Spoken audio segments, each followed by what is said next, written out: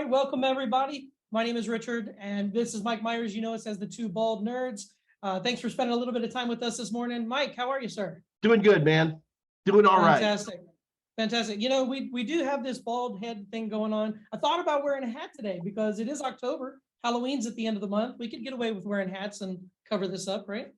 Dude, I almost always have a hat on. I'm inside. It's either a hat or SPF 50, you know, so yeah, so it's I'm a big believer in hats. If you've watched any of my videos, you know I have hundreds of hats. I literally have hundreds of hats. I definitely don't have hundreds of hats, but this is absolutely a solar panel, so it does collect the sunlight very, very well. So I do have hats. It does. It's true. So what are we talking about today? Is it passwords today? It is, because it is Cybersecurity Awareness Month. It's not just Halloween time. And passwords are a big item. So what are your thoughts on passwords? Well, I think the first thing is a lot of people poo-poo passwords. You know, they're like, yeah, I know, complexity, length, all that stuff. And so I'm not going to sit here and do the, 8 characters or more, which isn't even accurate anymore, in my opinion. I assume people have a degree of sophistication, but the problem is people still make a lot of really big mistakes when it comes to passwords. I'll tell you, here's an old issue that is still alive and well today. People write down their passwords. If I want somebody's passwords, all I need to do is get in the phone, because invariably people put passwords somewhere in their phone. Years and years ago, but I'm dating myself, but these are still truisms. There was this lady, I wish I could remember her name. She was making a ton of money. It's like she'd come into a conference room and there'd be like, 300 people in the room. And she was a IT security expert, and she would go, okay, how many people have your pet's or your child's name in your password? Oh, she'd have everybody stand up, okay? If your pet or your child's name is in the password, sit down. Right, and she would keep asking just a series of fairly basic questions, and usually in about 5 minutes, everybody sat down. I don't need to know your exact password. If I can just have a little bit of a clue, I have the tables and the CPU power to crack it, pretty much guaranteed. Agree, but I do understand the logic behind using things that to create passwords. I think I read something not too long ago that said most people have between 50 and 100 passwords because everything requires a password these days. So that can be a little bit cumbersome to try to, maintain a list of passwords. How do you do it? I'm sure you have a ton of passwords. Well, I obviously I don't want to tell you exactly how I do it, but I do use. Darn. Almost got you to fall for it. Well, first of all, don't use English words, or if you're in Spain, don't use Spanish words. Use some amount of arbitrariness to it. For example, here's something I used to do: the F-14 Tomcat, the fighter aircraft. The name of the search radar was called the Anyuk 7, which, good luck putting that into a rainbow table. You know what I mean? It's just not going to happen. But then I would take Anyuk 7, which I would use as the root password, and then I would use certain features of the URL itself to make that particular one unique. So that's a pretty common one. So you have a system. You have a system to create a password in a roundabout way, and I think there's a lot of different ways to do that. Whether it's a passphrase or using, I've heard people use states. Like they when they have to change their password, they use a different state. There's so many different, I guess you could call them mnemonics to a certain degree to try to be able to remember them. But what's wrong with actually, writing them down in a cool little notepad and then keeping that in a safe? Is there anything wrong with that? Well, interesting you bring that up.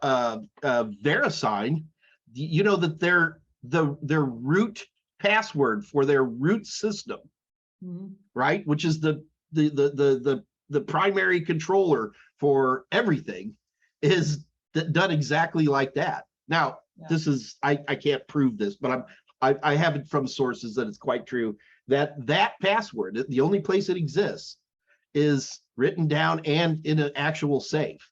Now, hold on. just try to get to the safe, Richard. Okay. I mean, at the levels of it's impossible, but it's interesting to think that literally the one password on the primary, what do you call it? The primary certificate server. I believe I'm going blank. It is done exactly that way. Well, what about this though? Here's the problem with it. Like, I think each and every system has its pros and cons, but let's say that I'm out and about somewhere and I need to access something on my phone and I do want to log in, but I don't have my little book. It's at home in the safe. It makes it tough to do it unless I can remember that password. And let's face it, when you have 50 to 100 passwords, it gets a little tough to remember. All right, well then that's going to, okay, so my VeriSign example is really kind of unfair. That's a massive enterprise with, hundreds of layers of security in there. So what's your opinion on some of these password managers?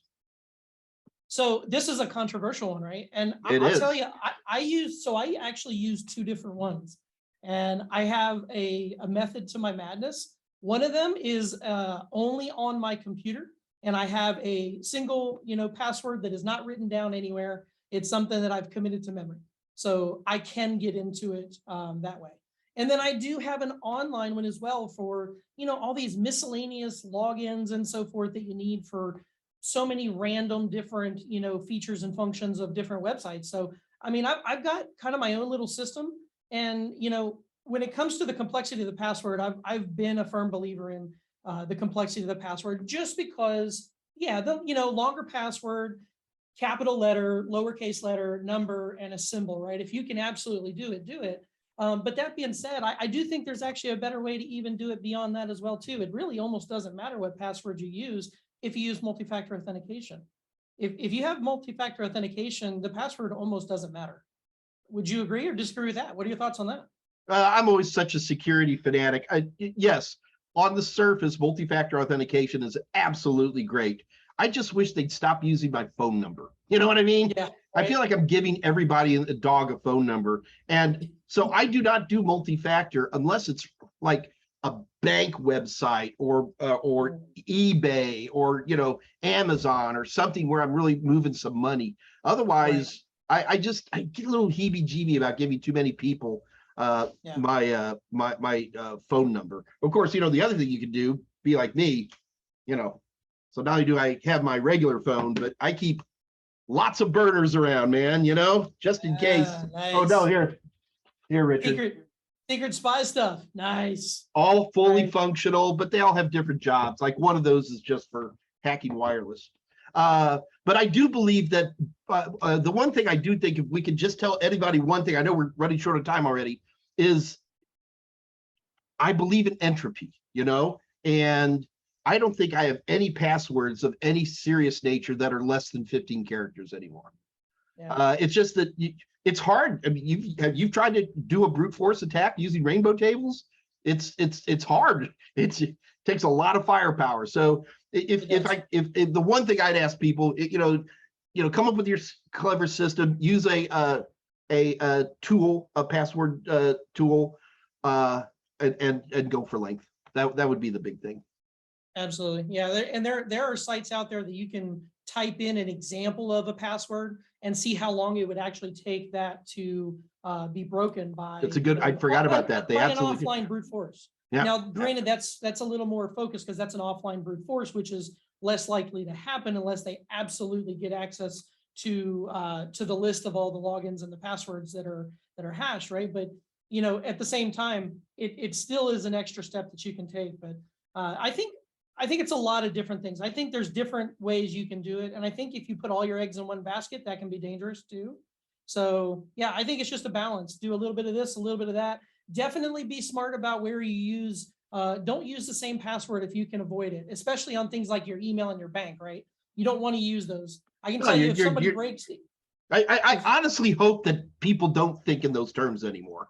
Some do. Some do. I'm telling you right now. No, I know they do. And the other thing that I'll run into is people will use like, well, these are my, I don't care if somebody cracks into my, I don't know, OkCupid account or whatever it might be. But I know that whatever their simple password is, they're using some variation of that version as their complex password. So I'll often use that as a tool too, man. Again, man, if I can knock you down to 8 characters or less, I got you. I mean, it's not even hard anymore. It's not even hard. You really got to be careful about that stuff. And the last thing, Richard, is probably 4 out of 5 times, I don't even bother hacking passwords these days. I'll just social engineer you. And why bother hacking a password when they just give it to you? True. Absolutely true. Well, listen, thanks for spending a few minutes with me again today. I know it's always fun talking with you, and passwords are a big deal with it being Cybersecurity Awareness Month. Hopefully people are taking the steps out there to help keep environments safe and keep their information and data safe. Just use your brain, common sense, right? Think about what you're doing. Yeah, yes, exactly. Be careful, use your brain, and stay safe out there. All right. Bye. Thanks, Mike.